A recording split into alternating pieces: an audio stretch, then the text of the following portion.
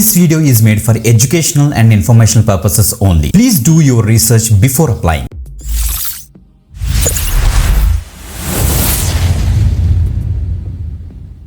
Welcome back again. This is today you watch we the YouTube channel. Guys ఈరోజు మనకి వేదాంతు నుంచి ఇంకొక work from home job update అయితే వచ్చింది.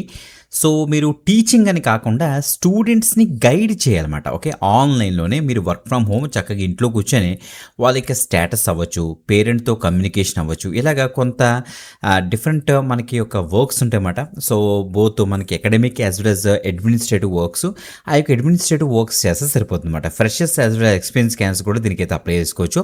మంచి అప్డేట్, ప్యాకేజ్ కూడా చాలా బాగుంటుంది guys. Okay, so clear cut అన్ని కూడా డీటెయిల్స్ కూడా డిస్కస్ చేద్దాం. ఇది ఒక మంచి వర్క్ ఫ్రమ్ హోమ్ జాబ్, అర్జెంట్గా అయితే అప్లై చేసేయండి, లేట్ చేయొద్దు. ఓకే, సో మీ యొక్క జాబ్ రిక్వైర్మెంట్ కింద తప్పనిసరిగా అయితే కామెంట్ చేయండి, మిస్ అవ్వద్దు. సో చాలామంది మిస్ అవుతున్నారు, కామెంట్ చేయండి. ఎందుకంటే సో వాళ్ళ కామెంట్ మేము చదువుతున్నాం, సో చదివి వాళ్ళకి రిప్లైస్ కూడా ఇస్తున్నాం.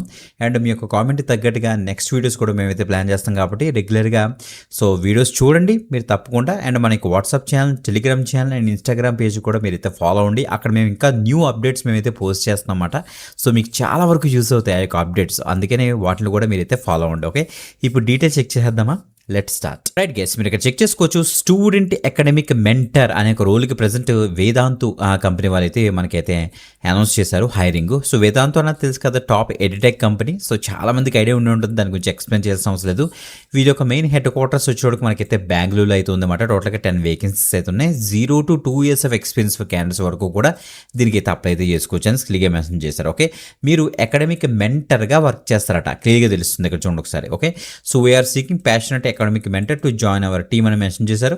కాంట్రిబ్యూట్ స్టూడెంట్స్ గ్రోత్ కోసం, ఎడ్యుకేషన్ ఎక్సలెన్స్ కోసం మిమ్మల్ని అయితే వాళ్ళైతే తీసుకుంటారట. సో మేజర్గా మీరు చేయాల్సిన వర్క్స్ అని కూడా ఇక్కడ క్లియర్గా మెన్షన్ చేశారు.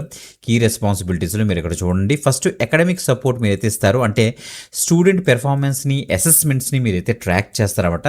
సో మానిటరింగ్ అకాడమిక్ ప్రోగ్రెస్ అనేసి ఇచ్చారు దానికి. సో దాంట్లో మీరైతే పార్టిసిపేట్ చేస్తారు. తర్వాత motivation and mentorship. Okay, so building strong రిలేషన్షిప్ని మీరైతే ప్రాపర్గా మీరైతే బిల్డ్ చేస్తారు with respect to student. And దాంతోపాటుగా మనకి సో చూడండి ఇక్కడ ఇచ్చారు క్లియర్గా, అకాడమిక్ అండ్ ఎమోషనల్కి సంబంధించి మీరైతే అడ్రస్ చేస్తారు కొన్ని సపోర్ట్స్. ఇంకా చెప్పాలంటే మనకైతే పేరెంట్ కమ్యూనికేషన్ మీద కూడా కాన్సన్ట్రేట్ చేస్తారంటే సో మంత్లీ పేరెంట్ ఇంటరాక్షన్స్ మీరైతే కండక్ట్ చేస్తారు, వాళ్ళతో మాట్లాడతారు.